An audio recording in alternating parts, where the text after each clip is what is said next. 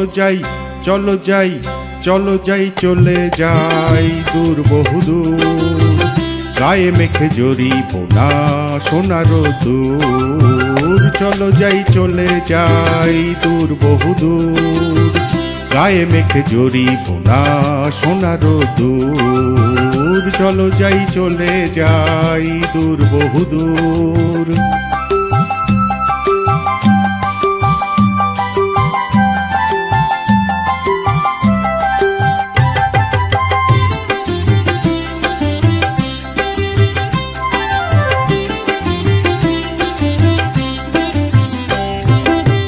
বেদুইন মনটা যেন মানে না কোনোই বারণ কেন আজ এত খুশি নেই তার কোনোই কারণ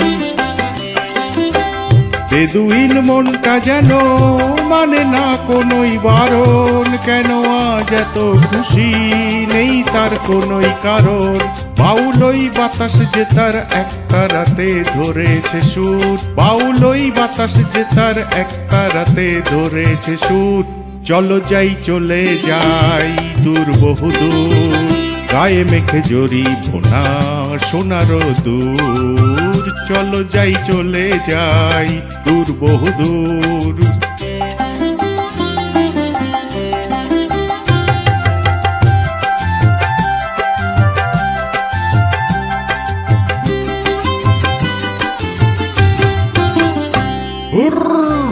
বুনহাস আকাশ নীলে উড়ে যায় পাখা মেলে ক্ষতি কি ওদের মতোই দুজনেই হারিয়ে গেলে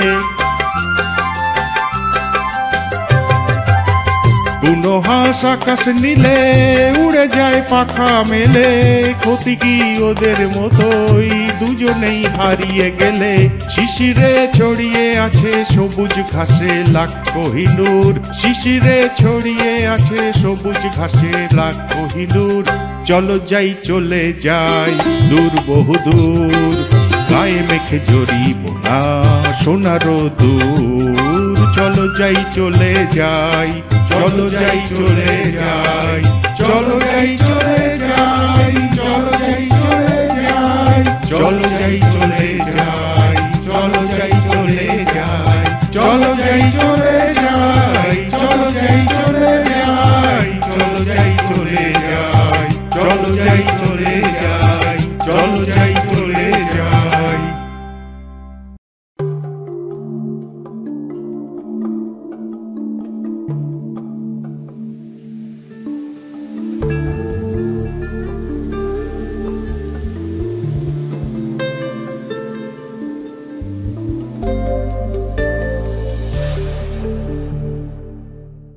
শারদোৎসব শেষ উত্তরবঙ্গ ও সিকিমে বর্ষার প্রকোপ অন্তে তাদের মোহময় পথে বিচরণ মনস্থ করলাম সঙ্গে কিছু ঐতিহাসিক স্থলও থাকবে দু চাকায় সওয়ার হয়ে বেশ দীর্ঘ সফরের পরিকল্পনা করেছি মোটরবাইক চালিয়ে এমন কঠিন পথে প্রথমবার যাব তাই পথ সম্পর্কে যথাসাধ্য খোঁজখবর নিয়েছি এই যাত্রায় আমাদের বাহন দেবাংশুর নতুন কেনা হোন্ডা ইউনিকর্ন 160 আমি উত্তর 24 পরগনা জেলার গোবরডাঙ্গায় থাকি নাম তাপস সেন আমার সঙ্গী দমদম পার্কের বাসিন্দা দেবাংশু সরকার আমরা সহকর্মী ও সহমর্মী বাহন চালনা করার দায়িত্ব মূলত আমার এবং ছবি তোলার দায়িত্ব মূলত দেবাংশুর 2012 সালের 25শে অক্টোবর দেবাংশু আমার বাড়ি চলে এসেছে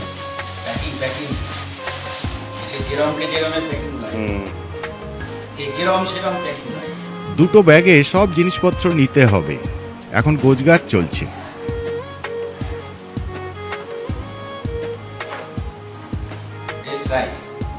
দীর্ঘ পথ পাড়ি দিতে হবে তাই কিভাবে ব্যাগ দুটো নেওয়া যাবে তার পরিকল্পনা চলছে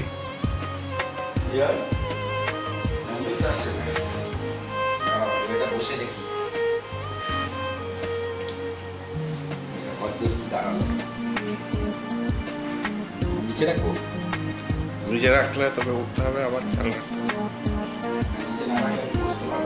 রাখতে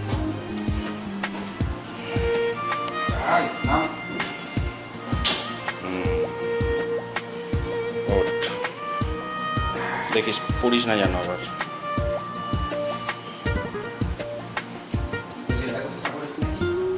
দেখি পেছনে ওইটার ওপরে হয়ে যাবে, হয়ে যাবে সেটা আমি বলে দিলাম।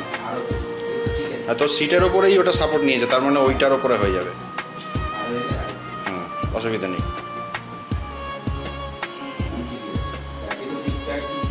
হ্যাঁ, না দরকার নেই, থাক, ছেড়ে দে, হয়ে যাবে। আমি যা বুঝেছি তাতে ওটা হয়ে যাবে। দেবাংশু রিহার্সাল দিচ্ছে, রিহার্সাল দিচ্ছে। হর্ন বাজবে কেন?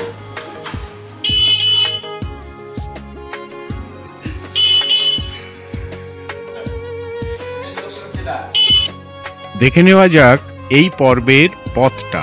গোবরডাঙ্গা থেকে প্রথমে রাজ্য সড়ক ধরে গাইঘাটা পৌঁছাবো, তারপর যশোর রোড ধরে বনগাঁর দিকে একটু এগিয়ে বকচড়া পৌঁছে নহাটা রোড ধরে নহাটা, তারপর উত্তর পূর্বমুখী রাস্তায় এগিয়ে পাল্লা হয়ে গোপালপুর পৌঁছাবো। গোপালপুর থেকে SH1 ধরে পশ্চিমে এগোবো, ছোট ছোট গ্রামের মধ্য দিয়ে পথ পৌঁছাবে চাকদহ।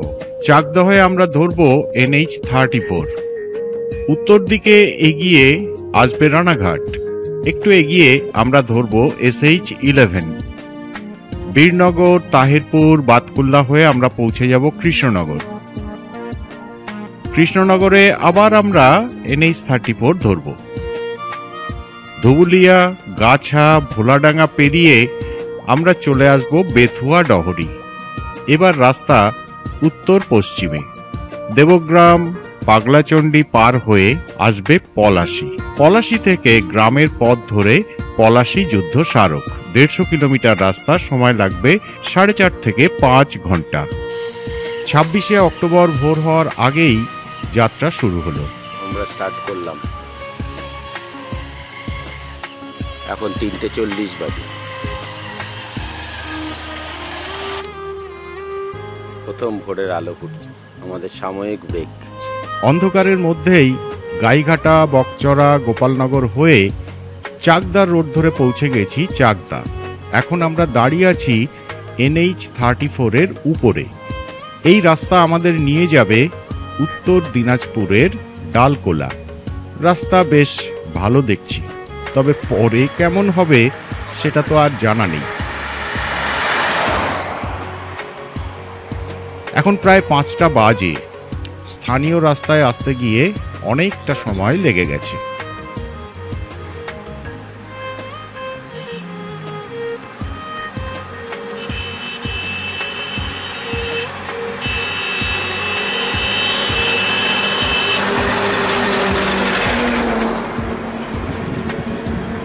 এখন ঘড়িতে 6:45। আমরা চলেছি বেথুয়া ডহরি ফরেস্টের পাশে।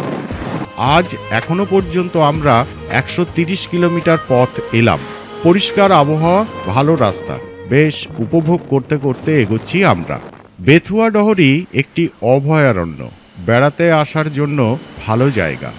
নদিয়া জেলার নাকাশিপাড়ার কাছে এর অবস্থান। চমৎকার জঙ্গল, কিছু ছোট জানোয়ার, মূলত হরিণ, প্রচুর সংখ্যায় বিভিন্ন ধরনের সাপ, বিশেষত ময়াল, এবং প্রচুর পাখি আছে এখানে। শীতকালে এখানে প্রচুর মানুষ পিকনিকে আসেন। জঙ্গলের পূর্ব প্রান্তসীমা দিয়ে চলে গিয়েছে এই জাতীয় সড়ক। রাস্তার ধারে ছোটখাটো দোকান, কিছু বাড়িঘর চোখে পড়ছে। তবে জঙ্গলের ভিতরটা বন্য প্রাণীদের অবাধ বিচরণ ক্ষেত্র। কিন্তু জঙ্গলের এলাকাটা খুব ছোট, মাত্র 170 একর। উত্তরে বেথুয়া ডহরি শহর এবং এই জঙ্গল ঘিরে কিন্তু বেশ ঘন জনবসতি আছে। পলাশী মোড়ে জাতীয় সড়ক ছেড়ে আমরা এখন চলেছি পলাশী যুদ্ধের স্মারক দেখতে। গ্রামের মধ্য দিয়ে সরু রাস্তা, দুপাশে চমৎকার গাছের সারি। এখানেই British East India Company Robert ক্লাইভের সৈন্যদলের সাথে বাংলার নবাব সিরাজউদ্দৌলার সৈন্যদের যুদ্ধ হয়েছিল 1757 সালে। ওই যুদ্ধেই সিরাজউদ্দৌলার পরাজয়ে বাংলার নবাবী শাসনের পরিবর্তে ইংরেজ শাসনের পথ খুলে গিয়েছিল। এখানে যুদ্ধ স্মারক হিসাবে একটি ওবেলিস্ক নির্মিত হয়েছে এবং সিরাজউদ্দৌলার আবক্ষ মূর্তি স্থাপিত হয়েছে। এখানকার সামান্য পশ্চিম দিক দিয়ে বয়ে চলেছে ভাগীরথী নদী। যুদ্ধের সময়ে এই এলাকায় ছিল বিস্তীর্ণ আম্রকুঞ্জ। এখনো কিছু আম গাছ অবশ্যই আছে, তবে অধিকাংশ জায়গাতেই চাষের ক্ষেত। এখান থেকে কিছুটা দক্ষিণে কালীগঞ্জের পথে বিখ্যাত পলাশী চিনির কল ছিল, যা এখন বন্ধ। এই স্মারক ও মূর্তি 2007 সালে তৈরি হয়েছিল, তবে এটা আরও অনেক ভালোভাবে এবং বেশি জায়গা নিয়ে তৈরি করা উচিত ছিল। সেখানে আরও কিছু মূর্তি এবং সেই সময়ের নিদর্শন রাখলে ভালো হতো। আজ এখানে দাঁড়িয়ে যুদ্ধকালীন সময়ের প্রায় কোনো অনুভবই হয় না, নেহাতি একটা গ্রামীণ জায়গা। তবে এই স্মারকের উপস্থিতি পলাশীর যুদ্ধস্থলটি চিহ্নিত করেছে, যা ভেবে এখানে আগত পর্যটক হয়তো কিছুটা আবেগতাড়িত হয়ে পড়বে। এই যুদ্ধে বীরত্বের চেয়ে সততা এবং বিশ্বাসঘাতকতার গুরুত্ব বেশি ছিল। নবাবের অপরিণামদর্শিতা এবং নির্বুদ্ধিতা তার শোচনীয় পরিণতির জন্য অনেকটাই দায়ী। এই পথে আমরা এসেছি। পথটা কিন্তু অসাধারণ সুন্দর। সরু রাস্তার দুপাশের গাছগুলি এমনভাবে শাখা প্রশাখা বিস্তার করেছে যেন সবুজ একটা সুড়ঙ্গ পথ সামনে আছে বলে মনে হচ্ছে। তবে এখানে পর্যটকের জন্য কিন্তু কোনো ব্যবস্থাই নেই। কয়েকটা বসার জায়গা আছে রাস্তার ধারে, কিন্তু কোনো প্রসাধনী ঘর বা শৌচালয় নেই। কিছুটা সময় এখানে কাটিয়ে আমরা ফিরে চললাম পলাশী গেটের দিকে। এই রাস্তাটাই আমাদের এখানে আসাটাকে যেন সার্থক করে তুলেছে। খুব সুন্দর।